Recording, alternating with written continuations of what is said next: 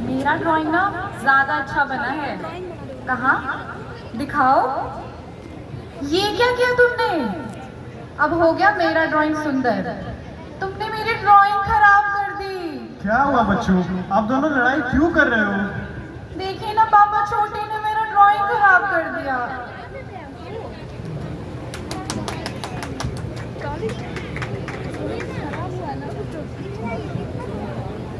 क्या हुआ? इतना शोर क्यों हो रहा है? अरे कुछ नहीं, हमारी बेटियां खेल रही हैं।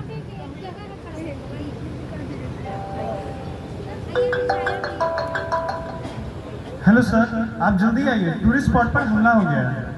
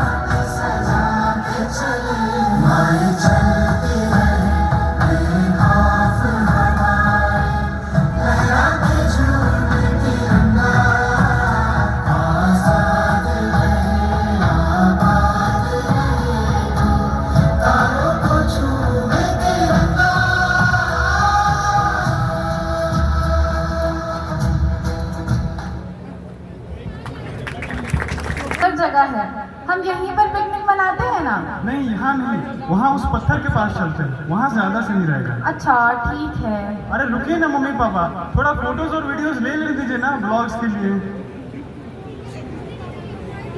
अचानक से कोई आवाज आती है, मानो जैसे किसी ने बंदूक लोड किया हो। तुमने कुछ सुना? नहीं तो, आपका वहम होगा। इससे पहले कि रणधीर और हेमलता कुछ समझ पाते, गोलियों की आवाज गूंज उठती है। मम्मी, ये क्या है?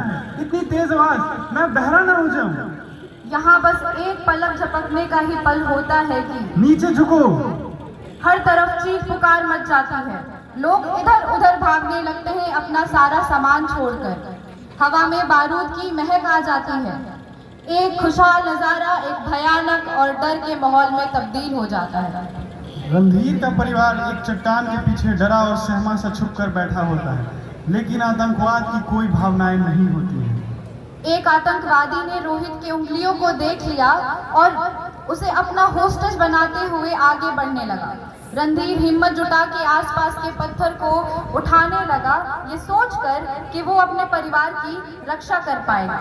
उसके हाथ कांप रहे थे, लेकिन उसने ऊपर वाले पर भरोसा करते हुए सोचा कि कुछ न करने से ये करना बेहतर है।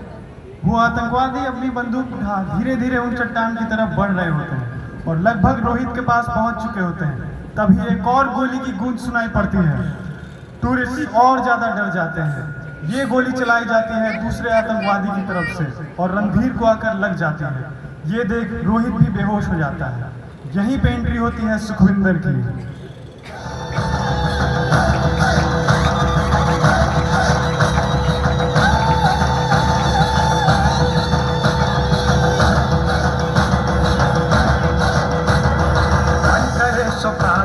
जो मन करे सो प्राण ले, वही तो एक सर्वशक्तिमान है। मन करे सो प्राण दे, जो मन करे सो प्राण ले, वही तो एक सर्वशक्तिमान है। विश्व की पुकार है, ये भागवत का सार है कि युद्ध ही तो वीर का प्रमाण है। कौरवों की भीड़ हो या पांडवों का नीड़ हो, जो लड़ सका है वो ही तो महान है। जीत मस्ती की हवस नहीं, किसी पे कोई वश नहीं, क्या जिंदगी है ठोकरों पे मार दो। मौत अंत है नहीं तो मौत से भी क्यों डरे, ये जाके आसमान में दहाड़ दो। आरंभ है प्रचंड बोले मस्तकों के झुंड, आज जंग की घड़ी की तुम गुहार दो। हार मान शान या की जान का हो दान, बाजे धनुष के बाण पे उतार दो। आरंभ है प्रचंड।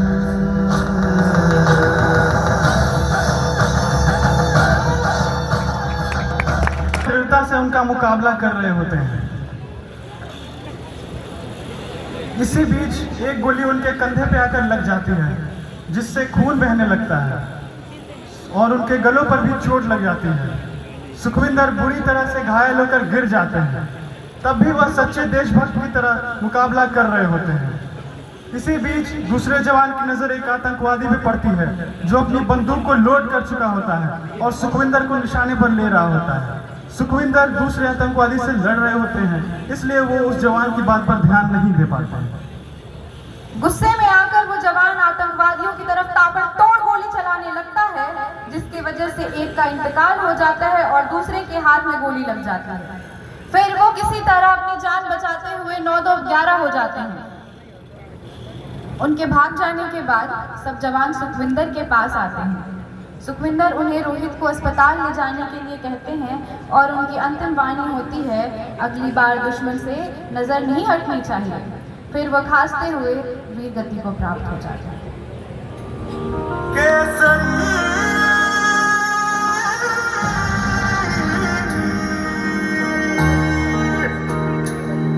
ओ हीर मेरी तू हंसती रहे, तेरी आंख घड़ी भर नम ना हो। मैं मरता था जिस मुखड़े पे, कभी उसका उजाला कम ना हो। ओ भाई मेरी क्या फिक्र तुझे, क्यों आंख से दरिया बहता है। तू कहती थी तेरा चांद हूँ मैं, और चांद हमेशा रहता है। तेरी मिट्टी में मिल जावा गुल बन के, मैं खिल जावा, इतनी सी है दिल की आरज़ू।